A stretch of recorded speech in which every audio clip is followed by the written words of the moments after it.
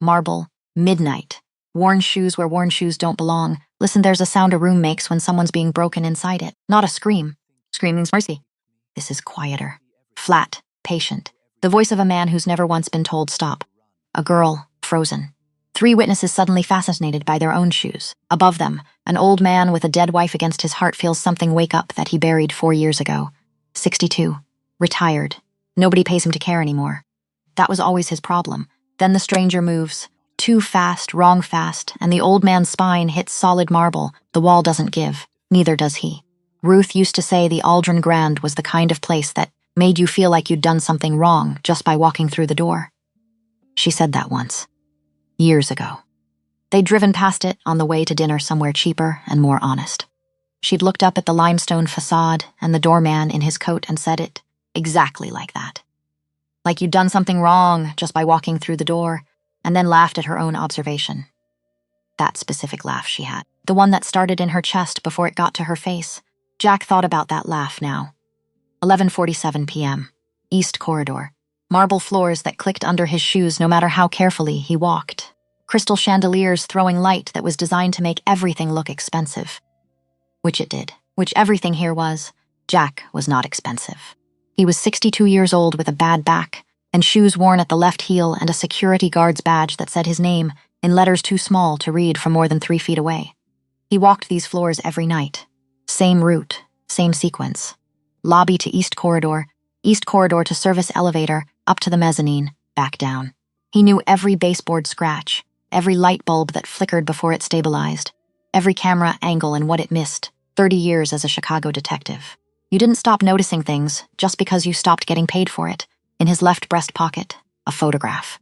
Ruth, laughing, outside their house on DeKalb Avenue in the summer of 1987. The light on her face that afternoon had been the particular gold of late August.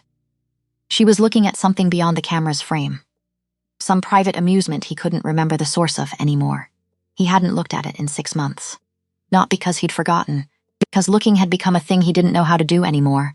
Too soft, too much. For a man trying to get through days that were long and quiet and full of the specific weight of a life that used to have someone in it and now didn't. 4 years. Ruth had been gone 4 years. And fine. The words she'd used were always fine. Jack had stopped meaning anything the day she left.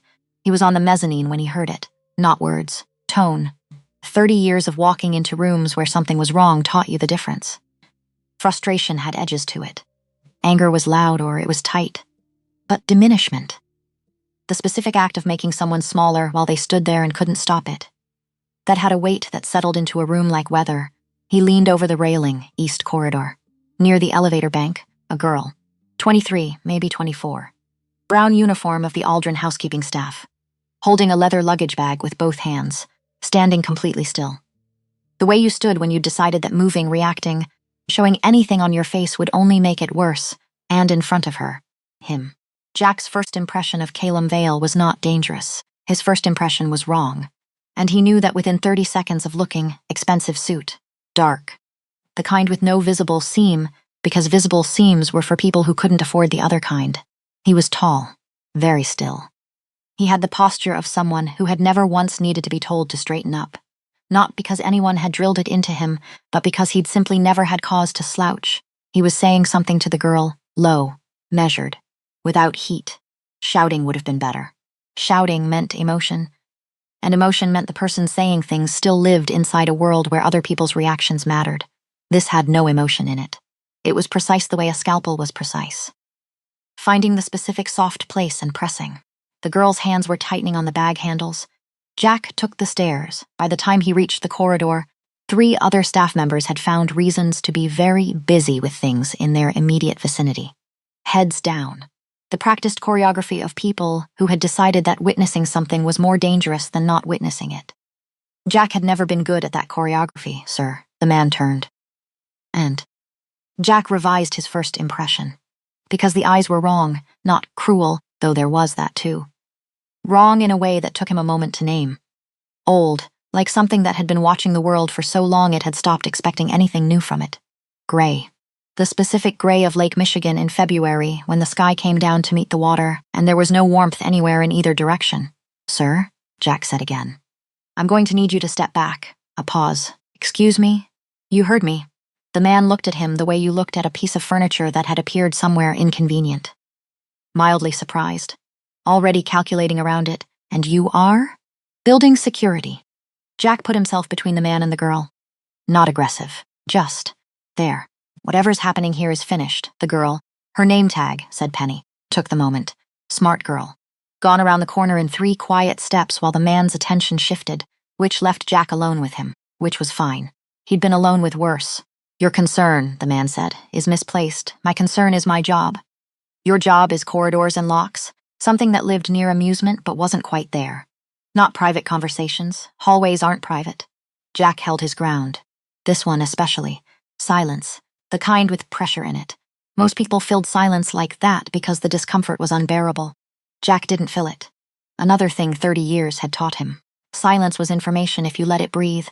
The man studied him. That was the right word. Not looked. Studied.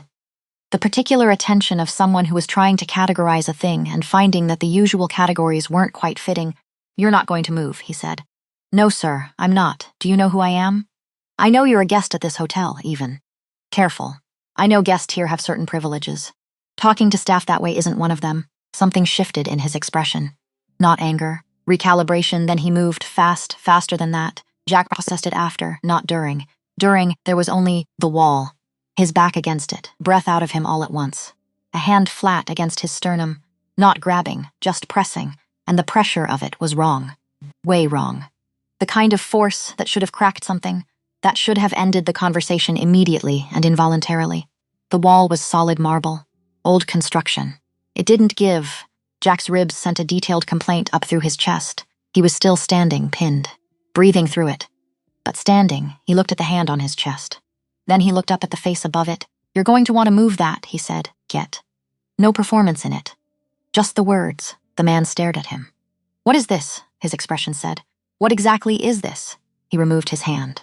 Stepped back 2 paces. Jack pushed off the wall. Straightened. The ribs were going to be a problem for a week. He noted it and moved anyway. He'd noted worse. Are we finished? Jack said. A pause. And for the first time, something genuinely uncertain in those old gray eyes. Yes, the man said. I believe we are. What happened in the next few seconds was the thing Jack would spend a long time turning over. Because the man had done something strange. He'd looked at his own hand. The one he'd used to press Jack into the wall. Looked at it the way you looked at a tool that had failed to perform the expected function. Turned it over once. Then looked back at Jack with that same studying expression. And then he'd leaned forward slightly and inhaled. Not dramatic. Not obvious. A slight, deliberate drawing in of air, like he was tasting something. Like the air near Jack contained information that needed to be processed. Half a second. Maybe less. Then he straightened. His face went professionally blank. Go about your rounds, he said, and walked to the elevator. Jack stood in the corridor. What was that? He knew what it wasn't. The strength wasn't normal. The speed wasn't normal. And whatever that breathing thing had been, that was the furthest thing from normal. 30 years of reading people. 30 years of the microscopic tells that separated honest from dishonest, frightened from calculating, guilty from merely unfortunate. Something was wrong about that man deeply, specifically, fundamentally wrong. He filed it. Back corner of the mind, not gone, just waiting. He finished his rounds. 2:15 a.m. The hotel was down to skeleton staff. Bar closed. Lobby empty except for the overnight clerk and the revolving door turning slow in the wind from outside. Penny found him at the security station. She'd changed out of her uniform. Off the clock. But she'd come back. She stood in the doorway looking like someone who had made a decision and wasn't entirely certain about it yet. You didn't have to do that, she said. Didn't do much. You stopped it. He glanced at her. She was young. Young enough to still believe that people stepping in meant things could be stopped. He remembered that belief, distantly. From before it had been complicated by 30 years of cases where stepping in sometimes wasn't enough. Get home safe, he said. It's late, she nodded. Started to go. Stopped, he said things. Her voice dropped. Personal things. Things he couldn't have known. It was like he'd read a file on me. Jack looked at her steadily. Did you report it to management? He's in the penthouse. She said it with the specific resignation of someone who had already done the math. People in the penthouse could set the lobby on fire and management would apologize to them about the inconvenience. He didn't disagree. I'll be fine, she said, more to herself than to him. She left. Jack sat for a moment. Then he picked up the internal directory. Penthouse, Suite 14, Vale Enterprises LLC, wire transfer paid in advance. No credit card on file, no credit card. At the Aldrin Grand, he'd worked here 8 months. He'd never seen anyone pay cash. Filed that too. 4 a.m. Almost the end of his shift, he heard the footsteps before he saw her. The Aldrin's corridors had a specific acoustic, old building. High ceilings. Sound traveled differently than in modern construction.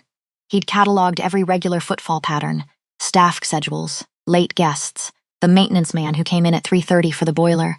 These footsteps were wrong. Too precise, too even. The unconscious small variations of normal walking, the micro-hesitations, the slight weight shifts, the randomness of a person just moving from one place to another were absent. He turned.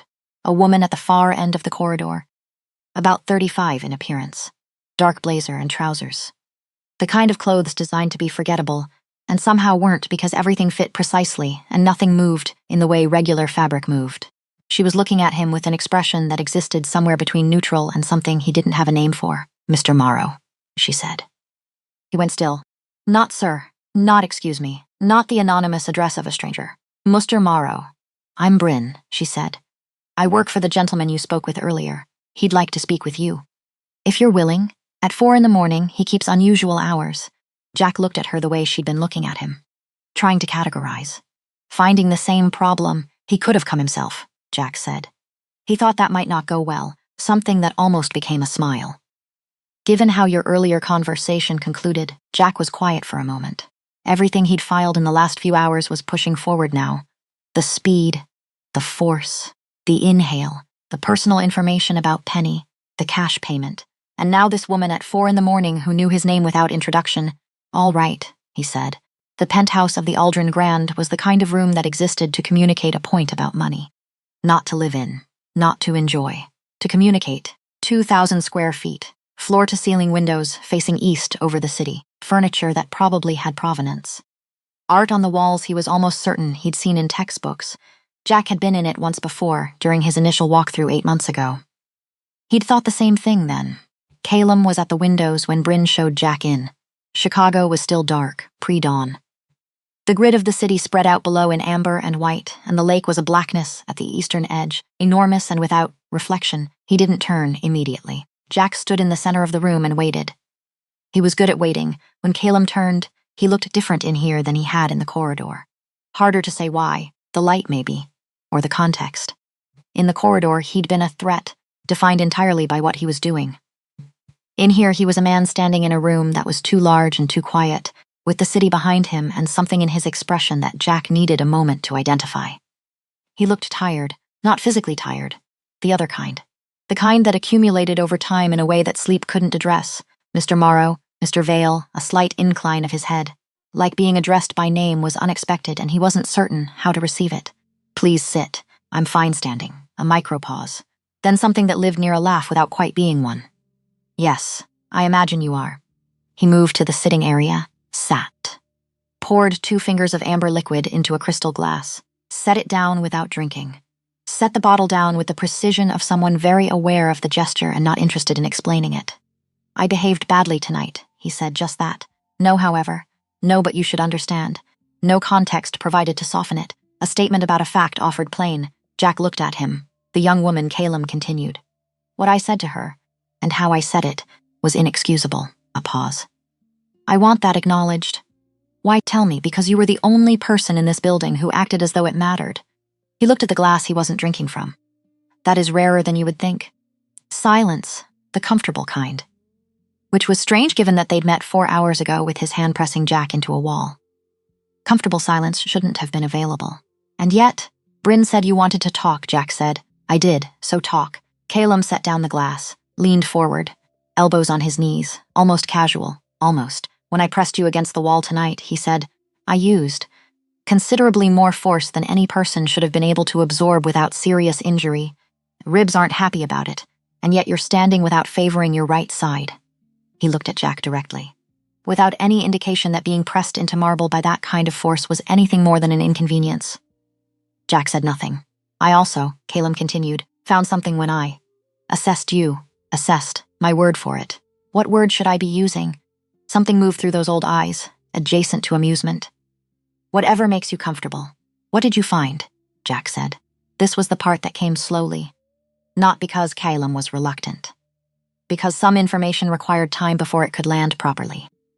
Time to settle. Time to find the internal architecture that would hold it without the whole structure coming down. He started with the simplest version. Some families carried a genetic inheritance that stayed dormant for generations, didn't announce itself, didn't present as ability or power or anything a person could identify and name. It was metabolic, structural, a configuration in the blood that predisposed the carrier towards certain things: faster healing, higher pain tolerance, reflexes at the far edge of human range, and in its rarest form, resistance to things that should not, in any ordinary biological context, be resisted. Jack listened, didn't interrupt, didn't perform skepticism. 30 years of listening to impossible things. Some of them had turned out to be true. You're telling me I'm not entirely human, he said when Calum finished. I'm telling you that you carry something most humans don't. What that means for how you understand yourself is your business. And you, I am not human at all, said with the flatness of something long accepted. I haven't been for 800 years. The window was behind Jack. Chicago incrementally waking toward dawn, traffic beginning, a delivery truck on Michigan Avenue somewhere below. Real things, concrete things. He breathed, don't react. Observe. File. What specifically, he said.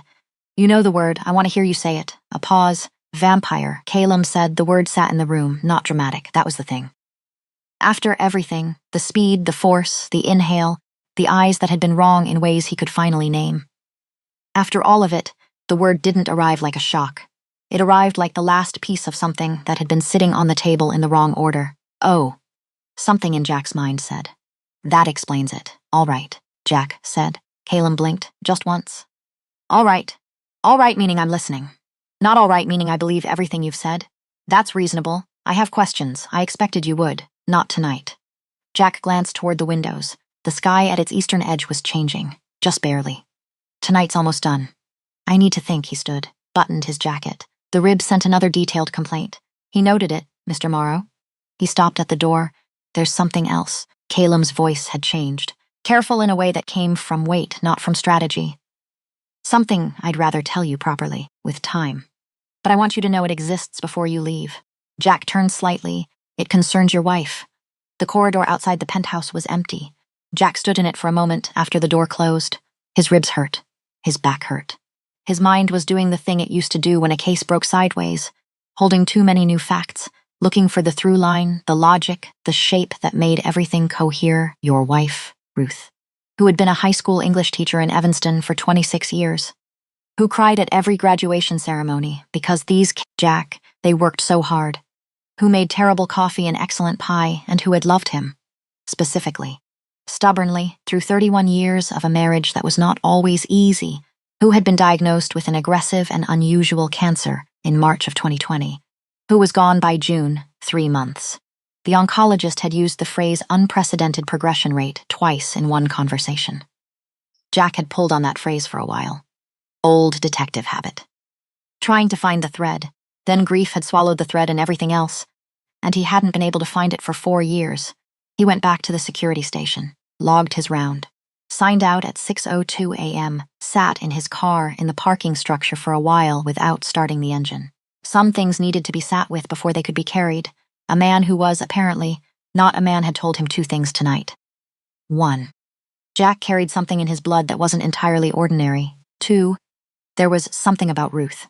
He could dismiss both, drive home, sleep 4 hours, come back tonight and walk the corridors, or he started the car. The envelope arrived at 7 a.m., slid under his apartment door while he was still asleep.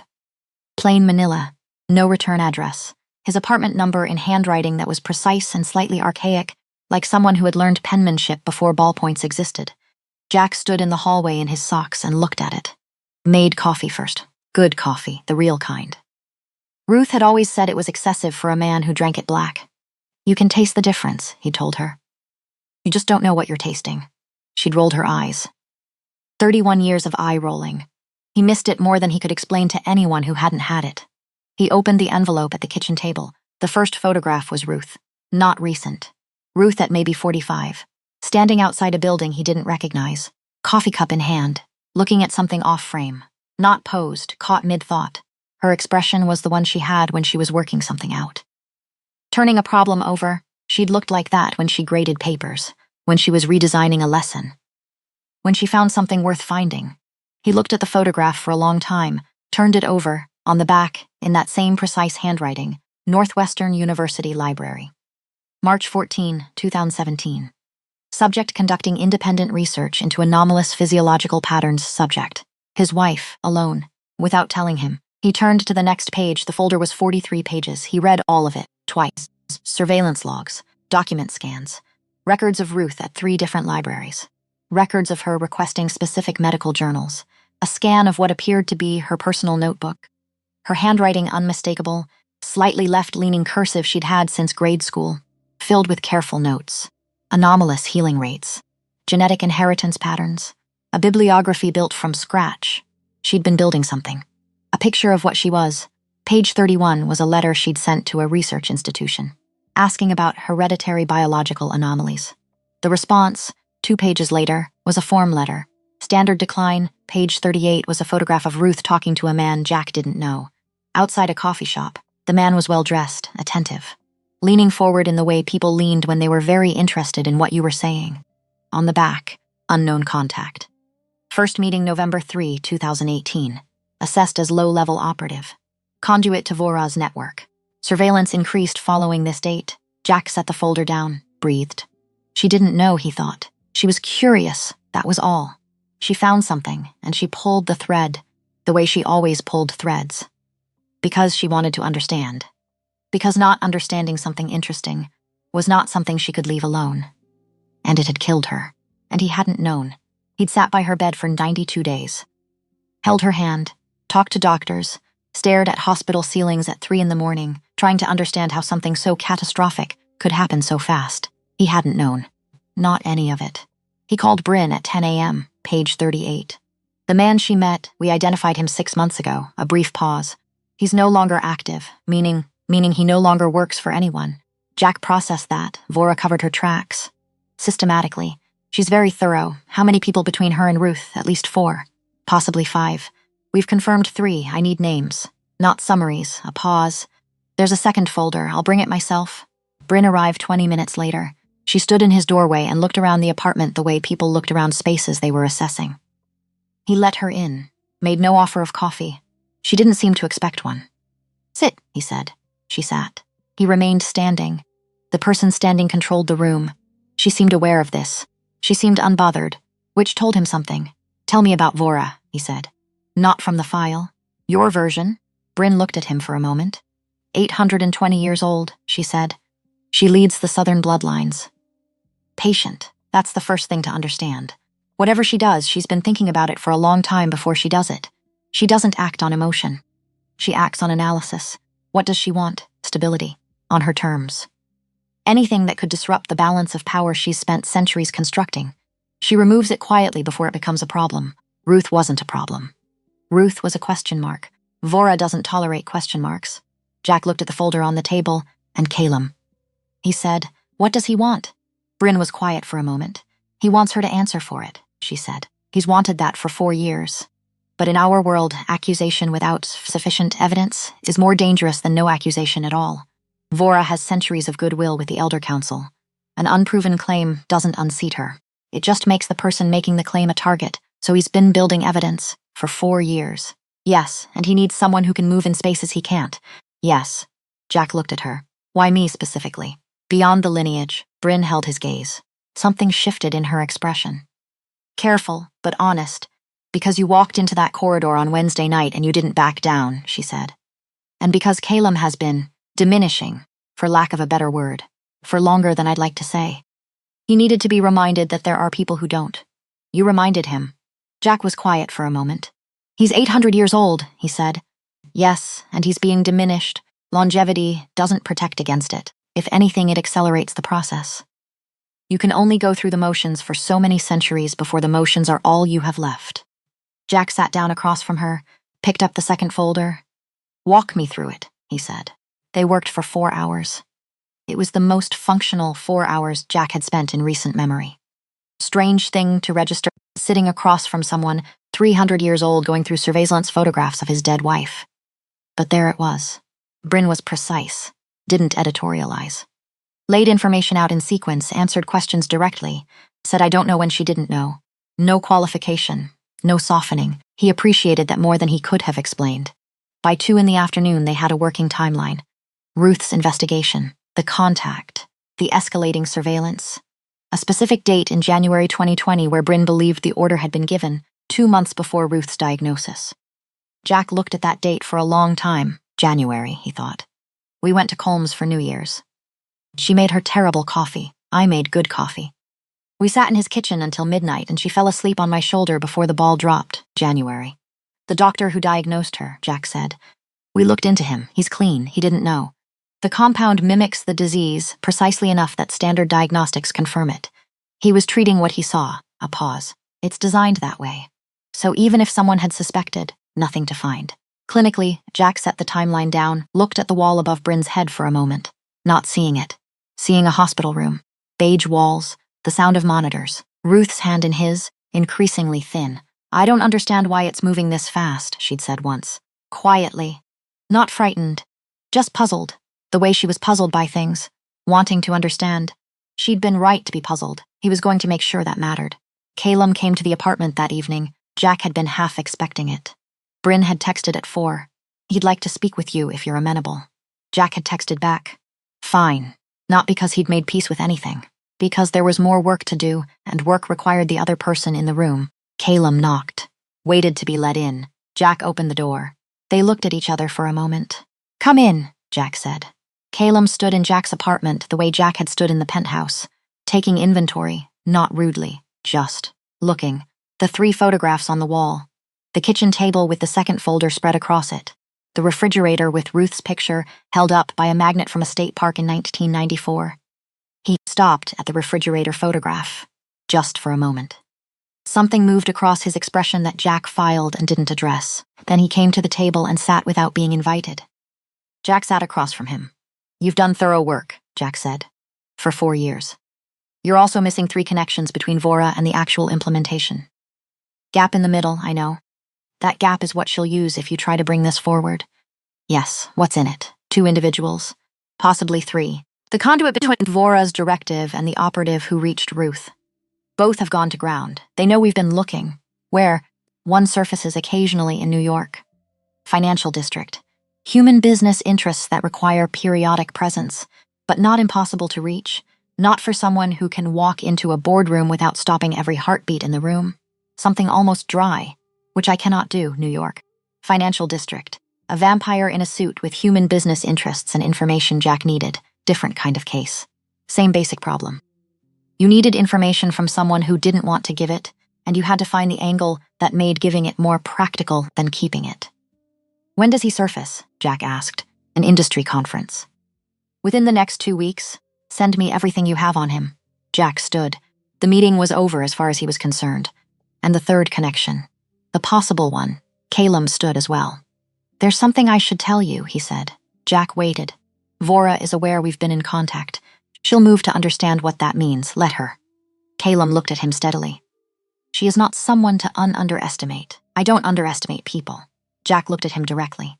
I've sat across the table from people who terrified me. Went home every night anyway. You're not afraid of her. I'm afraid of dying before I finish this. He picked up the 2nd folder and handed it to Bryn, who had appeared silently near the door at some point in the last several minutes. So let's not waste time. Something shifted between them after that night. Not friendship. Not the easy warmth of men who liked each other. More like the functional trust of 2 people who had decided that what each of them brought to the problem was more useful than their mutual suspicion. Calum knew the architecture. The names, the history, the way power moved through structures most people never saw. He knew how Vora thought, what she'd done before, what she was capable of. Jack knew people. Not vampire political structure people. People. The way a man looked when he was hiding something. The way a story had gaps you could only find if you knew what a complete story sounded like. The way evidence led to more evidence if you pulled the thread with patience they worked. 5 days, then 7. Bryn coordinating, folders exchanged. Phone calls at odd hours. Calum kept very odd hours, which was less surprising now than it had been. They had a rhythm, not a warm one, but functional, and that was enough. 3 o'clock in the morning. 10 days in, Jack was at the kitchen table with a legal pad covered in names and dates when his phone rang. Not Bryn. Not Calum, calm.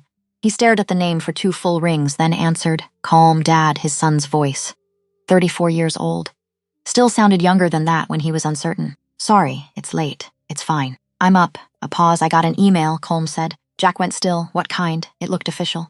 FBI letterhead. Except when I looked closer, the domain was off by 1 character. A pause. Dad, it said you were involved with a dangerous organization, that you were being recruited and manipulated. It had your name, address, employment history, everything. Jack looked at the legal pad in front of him. Vora, moving faster than he'd expected. Where are you right now? He said. Portland? My apartment. How much of it did you believe? Silence. It felt like it was trying to make me do something. Colm said, like it wanted a reaction, which is usually what it means when something feels that way. Jack stood, moved to the window. City at 3 a.m. Still. Amber lit. Colm, that email is not from the FBI. It's from someone who wants me to stop doing what I'm doing. They can't reach me directly, reaching you through. Colm's voice changed. Dad, what are you doing? Something I should have done 4 years ago. What does that mean? Jack looked at Ruth's photograph on the refrigerator, logging, summer light on her face. Your mother didn't die of cancer, he said. The silence that followed had weight in it. The weight of a person trying to find the word for what they were feeling and not finding it. Dad, not the whole story. Not over the phone. He pulled his jacket off the chair back. I need you to stay somewhere that isn't your apartment for a few days. You're serious? Yes.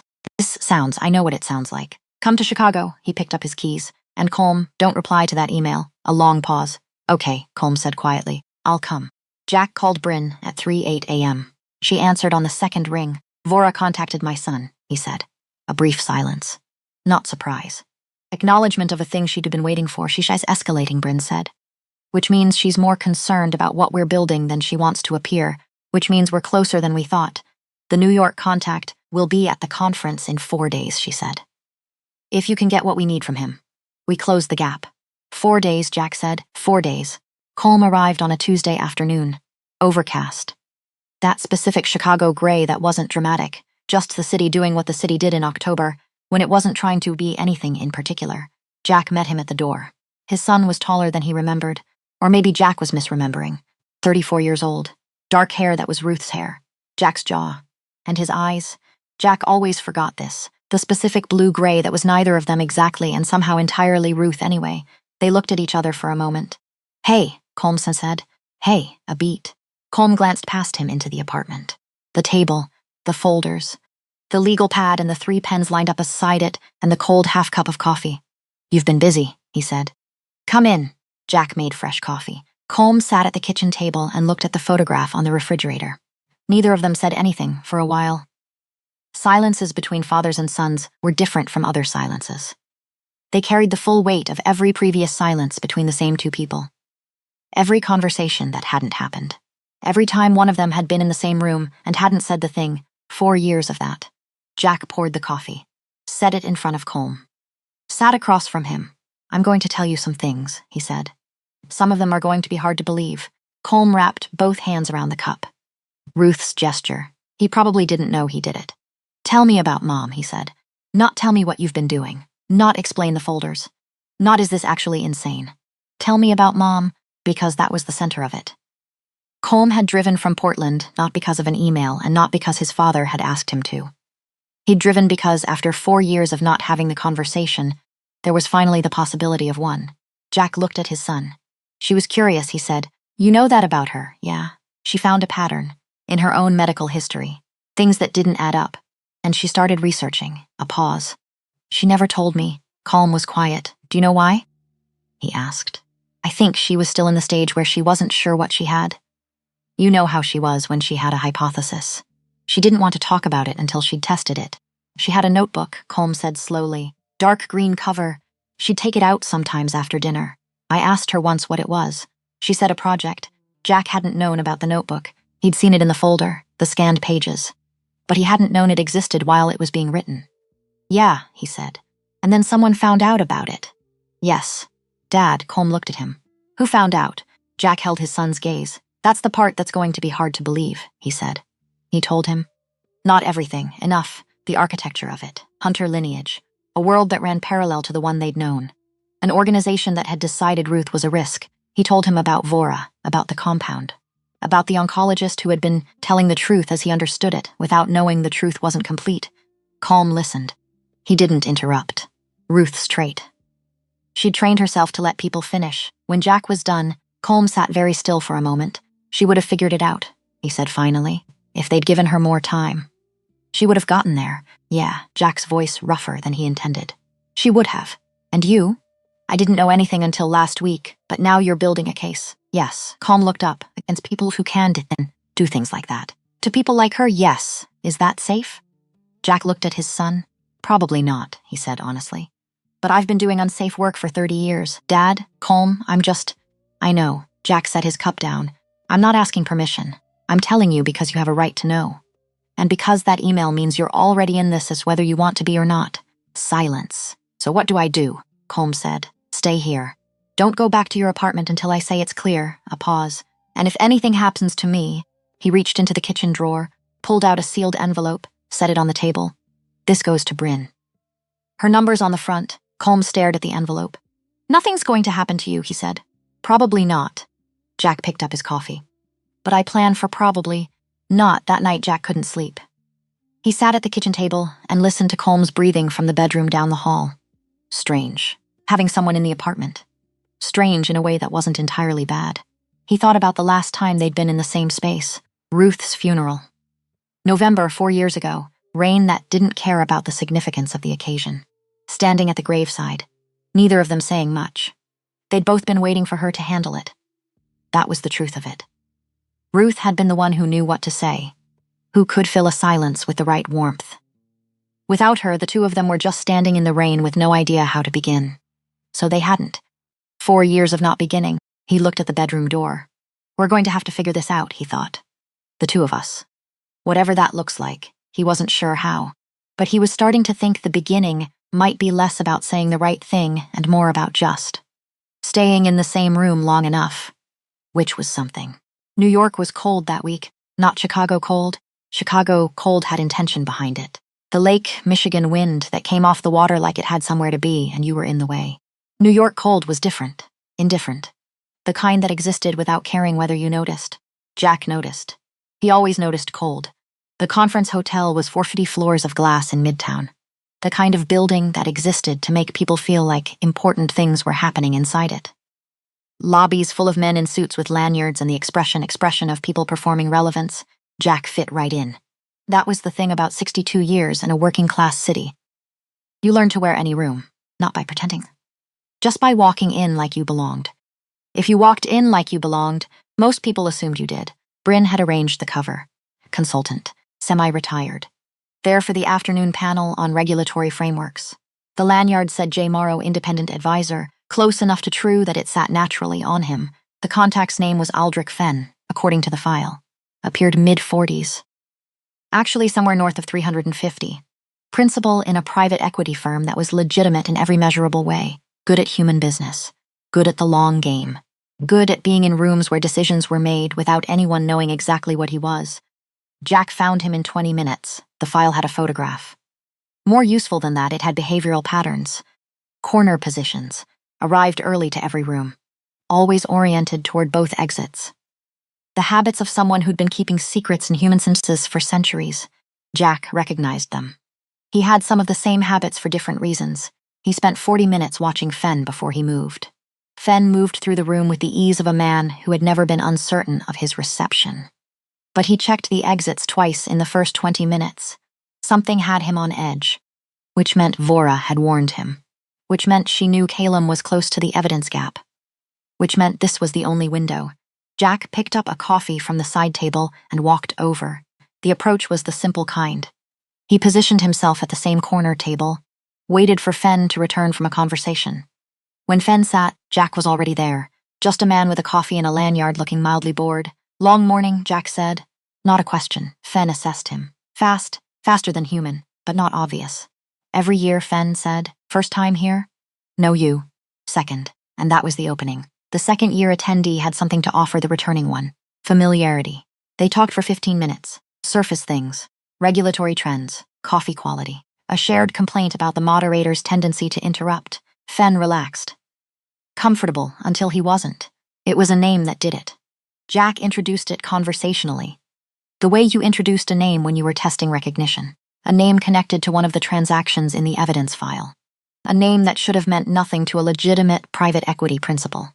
Fen went still, not dramatically, a fractional hesitation, barely a beat. The kind you missed if you weren't looking for it. Jack had been looking for it. There it is. Doesn't ring a bell, Fen said. No reason it should. Jack sipped his coffee. Easy. Unbothered. Just saw it in some documents recently. Old transaction. Unusual structure. A pause. The kind you only use when the money needs to not have a clear origin. Fen's eyes moved to Jack directly. The full assessment now. Not the casual version. Who are you, he said. Quiet. Not casual anymore, I told you. Independent advisor. That's not what I asked. Jack set his coffee down. Looked at Fen directly. I'm a man who's been going through evidence for 2 weeks, he said. Closing in on a gap. You're in that gap. And I think you know it. Because someone warned you recently that the gap was getting smaller. Fen was very still. I'm not recording this, Jack continued. Not wired. Not here to threaten you, level. Conversational. I'm here because I want to understand what happened. And I think you want to talk about it more than you've wanted to for a while. Why would I want that? Because you've been carrying it. Jack looked at him steadily. Whatever your role was, you've been carrying it. And the person who put it on you has spent 4 years making sure you carry it alone. That's how she operates. Silence, long. The kind that meant something was working underneath it. There's a woman, Jack said. Her name was Ruth. She was a teacher. She graded papers on the couch while her husband watched the news, and she drank terrible coffee, and she was trying to understand something about herself that shouldn't have been dangerous to anyone. He paused. She was 58 years old. Fen looked at him. Just looked. I don't have anything I can give you, he said. You have a name, Jack said. 1 step up in the chain from you. That's all I need. If I give you that, your name stays out of the official record. What I'm building goes to a council. Not human law enforcement. Not public. The council wants the authorization chain. Not every person in it. Fen was quiet for a long moment. You know what she'll do, he said. If she finds out? Yes, Jack said. Which is why what I'm building has to be complete enough that she can't do anything to anyone after it lands. Fen looked at the table, at his own hands. Harwick, he said finally. Barely above quiet. The name you want is Harwick. Jack didn't write it down, didn't reach for his phone, just absorbed it. Filed it. Thank you, he said. He stood. Fen looked up. Is it enough? What you have getting there, Jack said. Getting there. He called Bryn from the street, outside, cold air, taxi horns, the indifferent New York afternoon moving around him. Harwick, he said when she answered. A pause. Say that again. Harwick. That's the name. Find out what connects him to Vora and what connects him to the chain. Silence. Different from Bryn's usual silences. This one had something in it. What? Jack said. Harwick closes the gap, she said. We suspected it. We didn't have confirmation. Another pause. Mr. Morrow, that's the last piece. He stood on the sidewalk, Midtown Manhattan. People flowing around him. The ordinary machinery of a Thursday afternoon. How fast can you build the formal presentation? He said. 3 days. Maybe 2. Make it 2. He hung up, stood there for a moment. 2 days. He pulled out his phone. Looked at Colm's name. Get some sleep tonight. Things are moving. A reply in under a minute. Did you get what you needed? Jack looked at the message. Yeah, I did. 3 dots. Then come home. He looked at that for a moment. Home. His apartment on the north side with the brick wall view and the shower head that worked but didn't work well. And the refrigerator with Ruth's photograph and the kitchen table where he'd been building something for 2 weeks. His son was there. For the first time in 4 years, son was there. On my way. He typed. The attack came on the second night back. Not because he hadn't expected something like it. He had. But 3 in the morning was always the hardest hour to be ready. He woke to the sound of the building's rear entry. Below his unit. He'd mapped it his first week here, security habit. He knew exactly what it sounded like when it opened normally, versus when it was opened fast by someone not thinking about the noise. Fast. He was dressed in 30 seconds. He moved through the apartment in the dark. Knew every piece of furniture. Didn't turn on a light. Darkness was an advantage when you knew the space, and they didn't. 3 in the stairwell. He heard them on the second landing. Too precise, too coordinated. The footfall pattern of people moving in formation, which nobody did unless they'd been trained to. He positioned himself at his apartment door. not inside outside. In the hallway, where he could move, the stairwell door opened 3. He knew immediately. The way you knew when you'd done this long enough. V formation. The way you spread to prevent a single exit. Front 1 saw Jack standing in the hallway, stopped, recalibrated. And Jack had a moment of something very close to dark humor. Because they'd expected a sleep, they'd planned for a sleep. And here he was standing in the hallway in the dark at 3 in the morning. "You're 62, some part of him noted. "Your ribs aren't healed. There are 3 of them." And then the Hunter lineage did what it did, not dramatic, not cinematic, not a power-up, just clarity, the way everything slowed slightly, the way he could read the front one's weight distribution. Left foot forward, slight lean, about to close distance. The way the corridor's geometry assembled itself in his mind as a set of advantages and disadvantages. The way his body knew, without being told, where to position. He'd had it his whole career. He'd thought it was experience. It was more than that. He moved first. Moved first, and the V formation was worthless because the flankers were behind the primary. He took the primary at the entry point. Not strength against strength, angle and timing.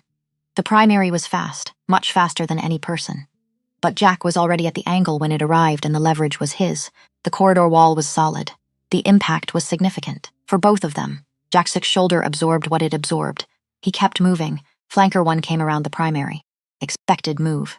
Jack was already stepping into it rather than back. The confined space of the corridor was doing exactly what he'd calculated, because you couldn't use speed effectively when you had nowhere to accelerate. Flanker 2 came from behind. That was the one he didn't have an answer for. The impact, significant was the polite word. He hit the wall, the floor, in that order. The ribs sent a very detailed message. He processed it and tried to stand, slower this time, all 3 of them now. Between him and any exit. Okay. Some part of him thought. This is the part where you manage until something changes. The stairwell door opened again. Colm came through it like a man without a plan, which was precisely what it looked like. No trained approach, no formation. A 34-year-old structural engineer from Portland who had woken up, heard something, and made the decision that the man in the hallway was his father. He had the wooden chair from the bedroom. Jack looked at this and felt something he didn't have a precise word for. His son. 34. Ruth's eyes, holding a bedroom chair like he was prepared to use it. Because that was what you did when someone was between you and your father. You used what you had. It wasn't a victory. Don't make it that. It wasn't a victory. 2 men, 162 with healing ribs and 30 years of tactical experience, 134 with no training and chair, against 3 of something faster and stronger and older than either of them. It was a delay. But delays were enough if something was already coming. Calum came through the main stairwell door, 70 seconds later. Bryn behind him. What happened in the next 40 seconds Jack filed in the category of things that were real and documented, but would require significant time to fully process. Because the speed at which Calum moved, the absolute certainty of every action, was a reminder of exactly what he was dealing with. 800 years. 800 years of surviving things. It showed, when it was over, the 3 were gone. Not dead. Jack didn't ask, and Bryn didn't volunteer. But the hallway was empty, and the building was quiet, and Jack was sitting against the wall, with his back to the plaster, and his ribs having a full committee meeting about their concerns. Colm sat down next to him, on the floor. Just. Sat down, neither of them said anything for a moment. The chair, Jack said finally. It was the closest thing. You came out with a chair. I wasn't going to leave you out here. Colm's voice was steadier than Jack expected. What did you want me to do? Jack looked at his son. Nothing, he said. I didn't want you to do anything different. Colm looked straight ahead at the opposite wall. My hands are shaking, he said. Observational. Like reporting a fact about someone else. Yeah, is that normal? Pretty normal. Does it stop? Eventually. A pause. Sooner if you breathe. Colm breathed. Deliberately. In through the nose. Out through the mouth. The way Jack had taught him in the back seat of the car when he was 7 years old and airsick on a mountain road. He hadn't thought about that in decades. She would have hated this, Colm said. Mom? Yeah. Jack almost smiled. She would have been furious, he said. Absolute fury. At all of it, and then she would have made everyone coffee. Terrible coffee. Terrible, Colm agreed. The ghost of a laugh. They sat there on the hallway floor, in the building, on the north side of Chicago at 3 in the morning. It wasn't warm, exactly. It wasn't easy. But it was the same floor and the same silence, and that was more than they'd had 4 years ago. It was enough. Calum stood nearby. not intruding, aware that whatever was happening between the two of them wasn't for him. But close enough to be present, which Jack registered without comment. After a while, Jack stood, carefully. The ribs lodged another formal complaint. Colm stood beside him. "You good?" Jack asked. "No, a beat." "Yeah. I'm okay, close enough." Jack looked at Calum. "She's moving now." "Not waiting?" "Yes. Which means the presentation to the council has to happen before she can move again. Bryn has what she needs from New York. We can be ready by tomorrow evening." Jack nodded. "Then we're ready by tomorrow evening." The council chamber was not what he'd expected. He'd built an image in his mind. Stone and torchlight. Gothic architecture designed to make you feel your mortality. The theatrical trappings of something ancient and terrible. The reality was a boardroom. A very old boardroom, in a building that predated Chicago by several centuries, according to Bryn's quiet explanation on the way in. Walls that were stone under the plaster. High ceilings. A long table, but fundamentally a boardroom, which was in some ways more unsettling than the Gothic version would have been. Because it looked like every room where human decisions were made. And it was not 7 vampires at the table. The council, elder designation, not just old, though they were certainly that, but empowered to adjudicate.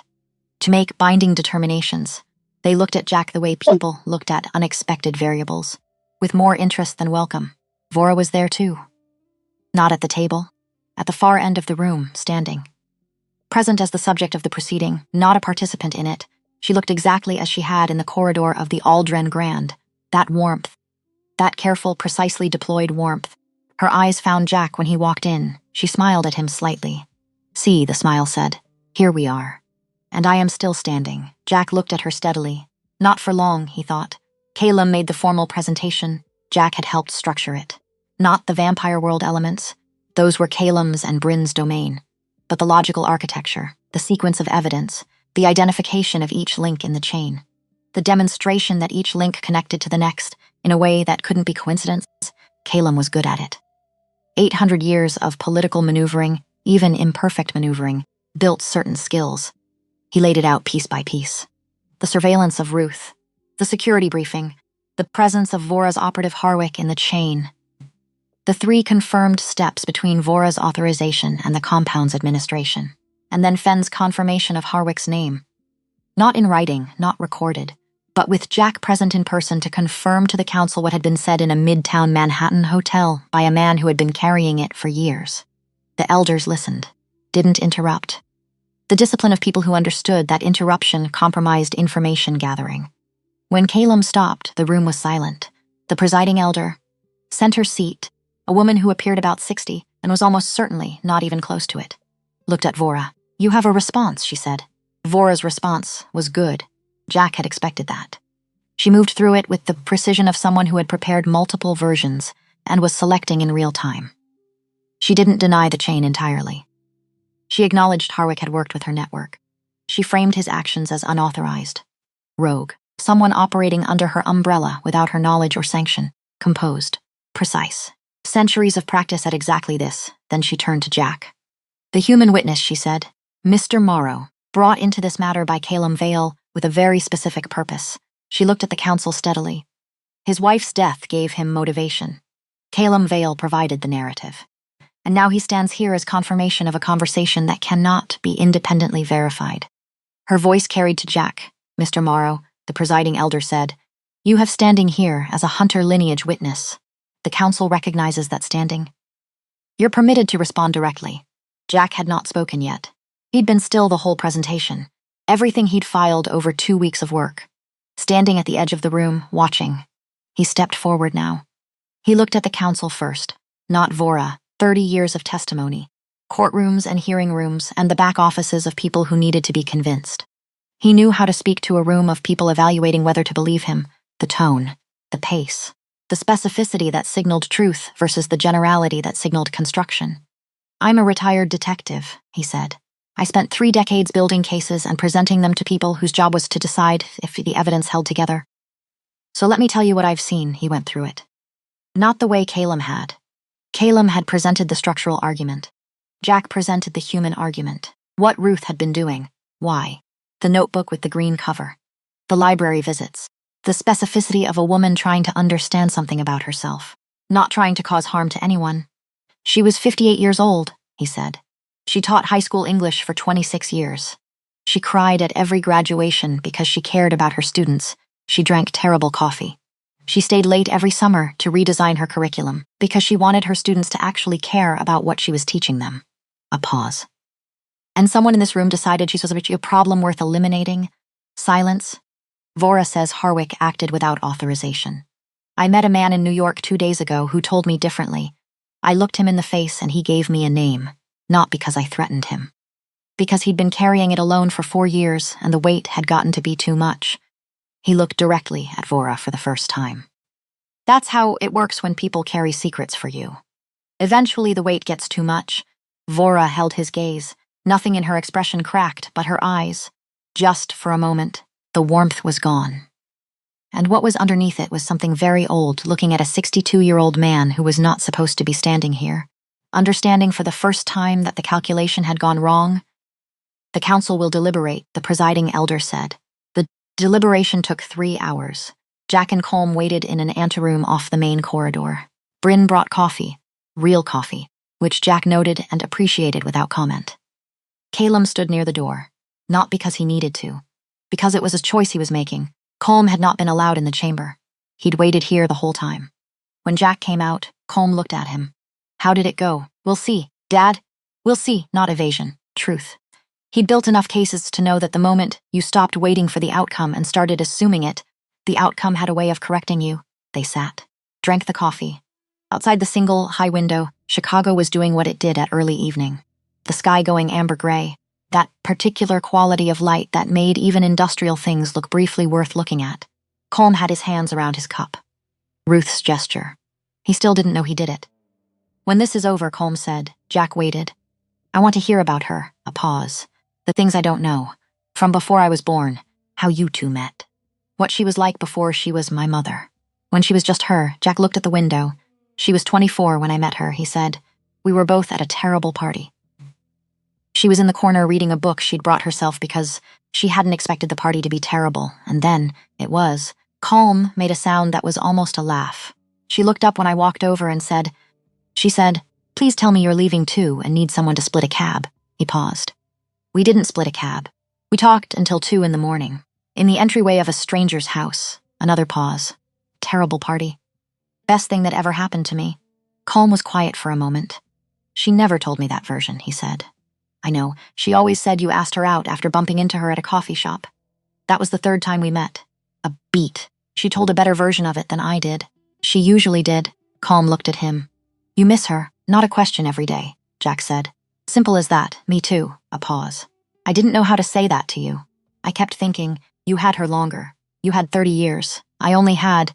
She was my mother, but she was also just a person, and I was only starting to know the person part when he stopped. Jack looked at his son. She knew you, he said. She knew every part of you. The person you were at 7 and at 15 and at 28. She talked about you, not just when you'd called. Randomly, in the middle of dinner sometimes. Something you'd said 10 years ago that she was still turning over. Colm didn't say anything. She was proud of you, Jack said. Not the way parents say that, in the specific way she was proud of things. Like she'd found something worth finding. The room was very quiet. Outside, Chicago was going dark. I should have called more, Colm said finally. Yeah. So should you? Yeah. Jack looked at his coffee cup. We're both going to have to work on that. A beat. Colm almost smiled. Starting when? Starting now's fine with me. The elder came at 9:47 p.m., the presiding elder. She stood in the doorway of the anteroom and looked at Jack with an expression that was not warm but was direct. The kind of directness that came from doing something long enough that courtesy felt less important than clarity. The council has made a determination, she said. Jack stood. Vora, she said. The evidence chain has been found sufficient. Harwick's name, confirmed by an independent witness of Hunter lineage, closed the final gap. The council has voted to remove her from authority over the southern bloodlines, pending full adjudication of the charges against her. Jack breathed. The adjudication will take time, she continued, but her operational capacity is suspended immediately. She will not be able to act against you or anyone connected to this matter, and accountability, Jack said. For Ruth, the elder looked at him. The charge of unauthorized termination of a Hunter lineage carrier carries formal sanction under our law. When the adjudication is complete, if the charge holds, and the evidence suggests it will, The sanction will be applied. A pause. I cannot promise it will look like justice as you understand it. What can you promise? That it will be real, she said. That it will be documented. That her name will be part of the record. Jack held her gaze for a moment. Okay, he said. She nodded slightly. Turned to go. One more thing, Jack said. She stopped. Thank you, he said. For hearing it, she looked at him. Something moved across that old face. You presented well, she said. Your wife would have been worth protecting. A pause. I'm sorry we failed that. She left. Calum found him after, in the corridor. Standing at one of the building's old windows. Small, slightly wavy glass, the kind that distorted things slightly. The city outside looked like a painting of itself. Calum came to stand beside him. Neither of them said anything immediately. They'd found an odd equilibrium over the last 2 weeks. Not friendship, not exactly. The thing that sometimes formed between people who had done difficult work side by side, a recognition. A specific respect that didn't need to perform itself. You did this, Calum said. We did this. You brought the human element. A pause. The council could have discounted the evidence chain on technical grounds. What you said about your wife, what she was doing, what kind of person she was. That made it a person, not a case? Jack looked at the distorted city. That's what she was. He said, a person. Wanted to make sure that didn't get lost. Silence. I was inadequate, Calum said, 4 years ago. And before that, you were. I'm telling you I know that. Not asking you to. I know, Jack said. I'm not going to tell you it's fine. It's not fine. It's just what it is. A pause. You spent 4 years trying to make it right. That matters. It doesn't undo it. No, Jack said. It doesn't. Another silence. Bryn said you're considering the advisory role, Calum said. I'm thinking about it. It's not a simple thing. Nothing about any of this is simple. Jack turned slightly. You understand what I'd need. What you found in New York stays out of the formal record. Yes, and my son stays out of this entirely from this point forward. Agreed, and I work my own way. I don't take direction on method. Only on where to point it. Calum looked at him. You realize you're negotiating with someone who has been making unilateral decisions for 8 centuries. I do. And if I said no to those conditions, then I'd go home and go back to walking corridors and checking locks. Jack held his gaze. And you'd have a harder time than you'd prefer. Something moved through Calum's expression. The ghost of something that had been dormant for a long time. Yes, he said. Those conditions are acceptable. Then we'll talk next week. Next week. Jack looked back at the window. One more thing, he said. Yes, she was worth protecting. He didn't look away from the glass. What she was doing, she was worth protecting. I want you to know I know that wasn't personal for you. But I need to say it anyway. Calum was quiet for a moment. She was, he said. She was worth protecting. It was enough. He and Colm drove back to the north side around midnight. Neither of them talked much in the car. The city went by. The specific late-night version of Chicago. The grid of streets less populated, but never fully empty. The elevated train lines cutting through the amber grid. The lake, somewhere to the east, always present even when you couldn't see it. At a red light, Colm said, How are the ribs? Terrible. You should see a doctor. I'll see a doctor. You won't. I'll think about it. Colm made a sound. A small exhale of a person managing their reaction to a very predictable answer. Ruth's sound. Jack hadn't heard that from anyone in 4 years. He kept his eyes on the road. Back at the apartment, Colm's flight to Portland was in 3 days. He'd told his office a family matter. They sat at the kitchen table. Not working, just sitting. Jack made coffee. Good coffee. Colm drank it without complaint, which was maybe the most significant thing that had happened in the last 2 weeks. The sealed envelope was still on the kitchen counter. Bryn's number on the front, just in case. Jack picked it up, put it in the kitchen drawer, not throwing it away. Just not on the counter anymore. Colm watched this without comment. What happens now, he said. Now I figure out what the job actually looks like. Jack sat. It's not going to be simple. There's more out there. More gaps. More things that happen that shouldn't have and left nobody accountable, and you think you can fix that. I think I can contribute to it not getting worse. A pause. Which at 62 might be the best available version of fixing things. Colm looked at him. She would have said that was enough, he said. Yeah. Jack looked at Ruth's photograph on the refrigerator. That summer light. That expression. She usually knew what was enough. She did. You got that from her. Colm looked slightly surprised. Then not, maybe, he said. I got the stubbornness, both of you, Colm said. Trust me. Later, when Colm was asleep, Jack sat at the kitchen table one more time. The legal pad was still there, full of names and dates and connection points. 2 weeks of work, He looked at it for a long moment, then he put it aside. He pulled out a clean sheet. Not names, not dates, not work. He thought about Ruth at 24 in the corner of a terrible party with a book she'd brought herself. The quality of light on her face when she looked up. The directness of "please tell me you're leaving too." No calculation in it. Just a person who wanted out of a bad situation and wasn't going to pretend otherwise. He thought about 31 years, not the hard parts. Just the years themselves in their specificity. The morning coffee arguments. The graduations she cried at. The way she fell asleep on Colm's shoulder every New Year's Eve before midnight. The way she'd looked at Jack sometimes when she thought he wasn't watching. Like he was something she'd found and was still a little surprised by. He picked up the pen. He wrote, "We were fine. We were always fine. You were right." He looked at that for a moment. Then he folded the sheet in half, put it in his left breast pocket. Same pocket he'd carried her photograph in for 4 years, both of them now. The photograph and the note. He slept that night, really slept. Not the utilitarian in and out that had passed for sleep for 4 years. Not the kind where you were aware of the ceiling at 3 a.m. and the refrigerator hum, and the specific quality of silence in an apartment that used to have 2 people in it. The real kind. The kind that took you somewhere and brought you back changed. He woke to the sound of Colm in the kitchen, just sound, movement. The particular small sounds of another person existing in a space, a cabinet opening, water running, a spoon against ceramic. Ordinary sounds. He lay there for a moment and just listened, strange. How much you could miss a thing you hadn't known you were missing. Not the dramatic absence, not the grief he'd been carrying for 4 years. Just this, the ordinary sound of another person nearby. He got up. Colm was at the kitchen table with 2 cups of coffee already poured. He looked up when Jack came in. "You slept," he said. "Yeah, good." Jack sat down, picked up the cup, drank good coffee. Colm had made good coffee. Which meant either he'd been paying attention to how Jack made it, or he'd always known how to make it and had just never done it when Jack was watching. He didn't ask which. Some things you just accepted when they arrived. They didn't talk about the case, not immediately. They sat in the kitchen in the afternoon light. That particular late October light that came through the window at a low angle and made everything look like it had more weight than usual. More shadow.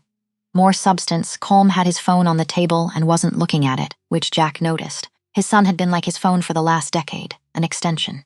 Always present, always, partially elsewhere. Not now, now he was just. "Here, I've been thinking," Colm said. About Mom," a pause. "About the notebook." Jack waited. "She never told me she was sick right away," Colm said. There was a gap. "Between when she knew and when she told me." He turned the coffee cup slightly. "At the time, I thought it was because she was scared. Now I think maybe it was because she was still figuring out what she knew." "You think she had a theory," Jack said. "I think she had the beginning of one." Colm looked up. She was always like that. She didn't say things until she understood them. You know how she'd go quiet sometimes, right in the middle of a conversation? And then 15 minutes later, she'd come back with a fully formed response to something that had already moved on? Jack did know. He'd spent 31 years on the receiving end of that particular quality of attention. The way Ruth processed things. Taking them apart quietly, examining each piece, reassembling them into something that made a different kind of sense. She knew something was wrong, Jack said. Before the diagnosis, I think she knew, and she was trying to figure out if she was right before she told anyone. Colm set his cup down, which is the most her thing possible. She wouldn't want to alarm anyone unless she was certain. She didn't want to worry us. She never wanted to worry us. Colm's voice had something in it. Not quite anger. Something older than anger. She spent her whole life not wanting to worry people. And then at the end, she was doing the same thing. Trying to figure out what was happening to her before she told us. So she could explain it properly. So we wouldn't have to be scared without information. The kitchen was very quiet. That's exactly what she was doing, Jax said, and they killed her for it. 3 words, quiet, flat, without performance, just the words. Jack looked at his son and saw something in his face that he recognized, because he'd seen it in mirrors for 4 years. The specific expression of a person who has been carrying grief in one shape and then suddenly discovers it was a different shape all along. Grief was one thing. You learned to live inside it. You reorganized your entire interior architecture to accommodate it, and eventually, not quickly, not cleanly, but eventually, you found a way to keep moving. But this was different. This was grief plus betrayal. Grief plus the knowledge that the loss hadn't been inevitable. That someone had chosen it. That was a different shape entirely. And it changed everything that came before it. Yeah, Jack said. They did. Calm looked at him. Is she going to answer for it? Really answer for it. The process is going to take time. It's their system, not ours. Jack looked at him directly. But her name is in the record. What was done to your mother is documented in a way that can't be erased. And the person who authorized it has lost everything she spent centuries building. A pause.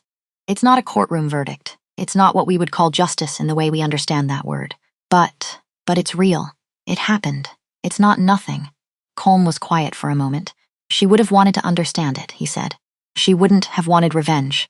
She would have wanted to understand why. What the logic of it was. What kind of world operated that way? He almost smiled. Barely. She would have had 17 questions, and she would have expected actual answers to all 17. And she would have read the whole file. She would have read the file, and then looked things up independently, and then come back with corrections. Colm shook his head. She would have been a nightmare for them. They had no idea what they were dealing with, Jack said, and for a moment, just a moment, something loosened in the room. Something that had been held very tightly for a very long time. Not laughter, not quite, but something adjacent to it, the specific warmth of two people who loved the same person remembering her accurately. Not the softened, grief-polished version you carried because it hurt less. The real version. The complicated, brilliant, infuriating, magnificent real version. The woman who brought a book to a party, who made terrible coffee with complete confidence, who stayed late every summer because she took her students learning personally, who kept a green notebook filled with careful questions about things she didn't yet understand, who would absolutely, categorically, have had 17 questions and expected real answers to all 17. Bryn came by at 6. She stood in the doorway and looked at Jack and then at Colm and then back at Jack with that expression she had, the one that wasn't quite neutral and wasn't quite anything else. I can come back, she said. Come in, Jack said. He knows enough. Anything you'd say to me you can say in front of him. Bryn looked at Colm.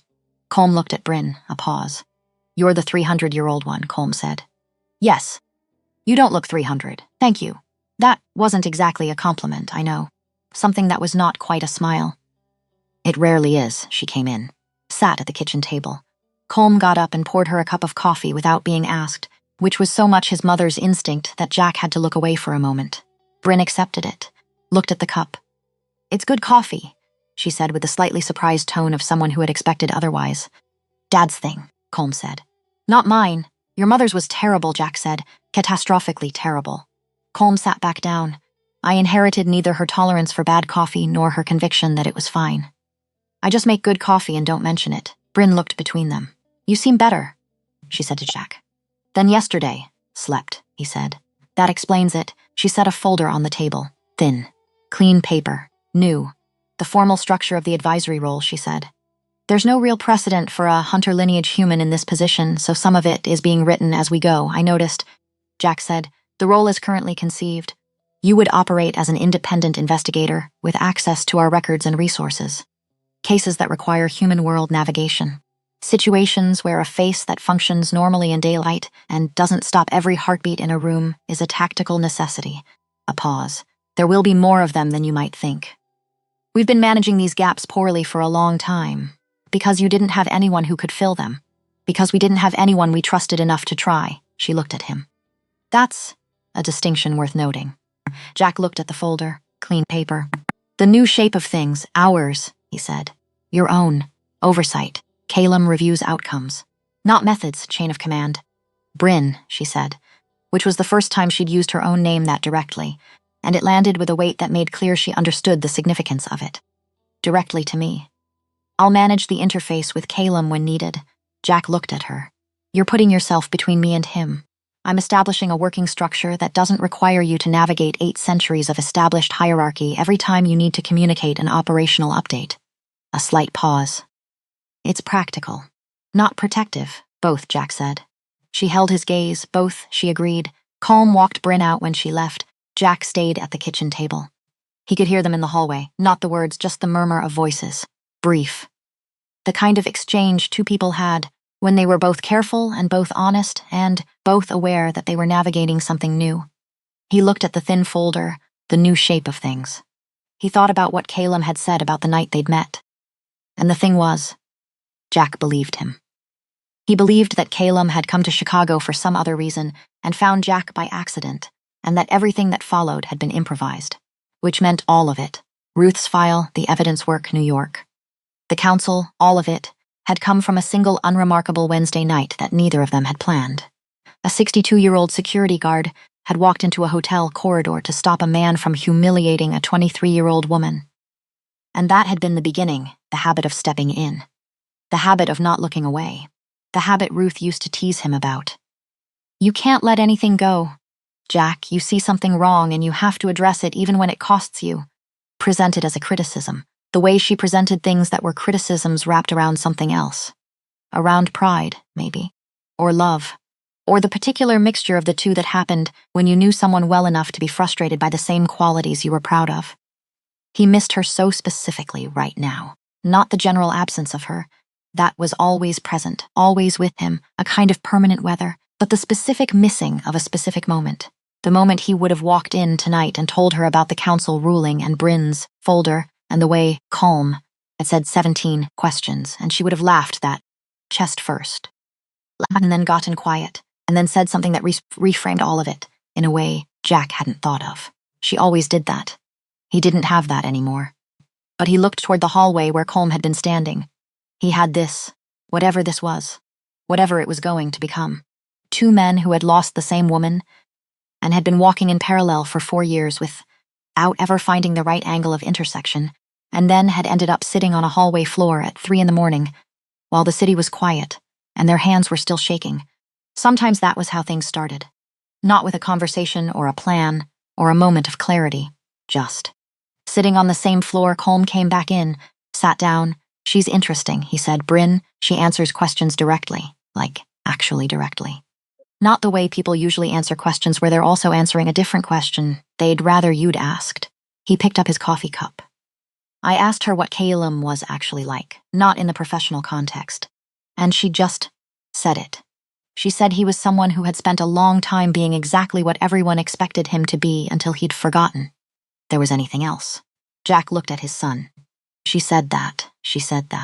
And then she said you reminded him there was something else. And she said it like it was just a fact. Not a compliment, not a story. Just a thing that was true. Jack was quiet for a moment. He thought about the penthouse window. The exhaustion in Calum's face that first night. The particular tiredness of someone who had been performing the same role for so long. They couldn't remember whether they'd chosen it, or whether it had just accumulated around them the way everything accumulated over centuries. 800 years is a long time to be anything, Jack said. Yeah. Colm turned his cup. Do you trust him enough? What does that mean? It means I trust that what he wants and what I need to do are currently aligned, Jack said. I trust that he told me the truth about Ruth and about himself. I trust that when he says a thing, he means it because 800 years of not meaning what you say would make you someone different than he is. A pause. Whether that's trust in the full sense of the word, I don't know yet. We've known each other for 2 weeks. 2 weeks, and you've been attacked in a hallway together and sat in front of an ancient vampire council. Accelerated timeline, little bit. Colm looked at him. For what it's worth, I think it's real. What he said last night about Mom, about her being worth protecting. Jack looked at his son. Yeah, he said. I think it is too. Outside, Chicago was going fully dark now. The city settling into its night mode. The particular amber grid of streetlights. The elevated train line sending its rhythmic sound through the buildings. The lake, invisible but present somewhere to the east. Ruth had called it an argument. The lake and the city and the sky, working something out endlessly without resolution. He understood it better every year. Some things weren't meant to resolve. Some things were just meant to continue. The argument ongoing. The presence ongoing. The love ongoing even when the person it was attached to was gone. He reached into his breast pocket, touched the photograph, touched the note beneath it. We were fine. We were always fine. You were right. She had been right. About so many things. About the coffee and the lake, and the fundamental incompatibility of people who chose each other anyway, and the specific joy of staying late to redesign a curriculum. Because your students deserved the real version of the thing they were trying to learn. About the party with the book. About the cab they didn't split. About 31 years of being fine. Dad, Colm said. Jack looked up. Thank you, Colm said, for calling me, for telling me. He stopped. I know it would have been easier not to handle it alone the way you handle everything alone. I know that's your thing. Has been your whole life? Your mother disagreed with it. Your mother was right. Jack looked at his son. Yeah, he said. She was. They sat there for a while after that, not talking. Not needing to, just. In the same room, the apartment that had been quiet for 8 months was not quiet right now. It had the sound of 2 cups being refilled, and a chair shifting slightly, and someone exhaling slowly, and the refrigerator humming, and Ruth's photograph on the refrigerator, and the note in Jack's breast pocket, and all of it together, making something that wasn't silence anymore. Making something that felt, tentatively, cautiously, like the beginning of a sound Jack hadn't heard in 4 years, the sound of a life with someone in it different shape than before. Smaller, maybe, or maybe just different. Not worse, just different, which was the most available version of okay, which was, right now, enough. He drove the next morning, early, before Colm was up, before the city was fully awake, the lakefront. Northbound, that particular October light coming sideways off the water, steel gray and honest. The lake doing what it always did. Enormous and indifferent and beautiful in the way things were beautiful, when they'd been there long before you arrived and would be there long after you were gone. Ruth had said it looked like an argument. He understood it now. An argument that didn't need to be resolved. Just ongoing. The lake and the city and the sky, working something out every single day, endlessly, and everyone who lived here existing inside it. He parked at a turnout where you could see the water, sat for a while, 62 years old, ribs that hurt. A job offer from an 800-year-old vampire. His son asleep in his apartment for the first time in 4 years. His wife gone 4 years, and he was only now understanding the full shape of what that meant and what it didn't mean, and what it could still become. All of it at once. And some part of him that had been very quiet for a very long time was awake, not happy, not simple, not resolved in the way things got resolved in movies where the music told you when to feel what, just awake, which was, maybe, the best available version of okay. He reached into his breast pocket, touched the photograph, touched the note beneath it, both of them. Together, we were fine. We were always fine. He started the car, drove back toward the north side, toward the apartment, toward Colm and the kitchen table, and the conversation they still needed to keep having. The city came up around him. Chicago on an October morning. Traffic building. A delivery truck on Michigan Avenue. The elevated train line cutting through the grid with its particular sound, that rhythmic clatter of something moving forward, the lake behind him now. Still there, still arguing, Jack Morrow drove home, and for the first time in 4 years, going home felt like going somewhere.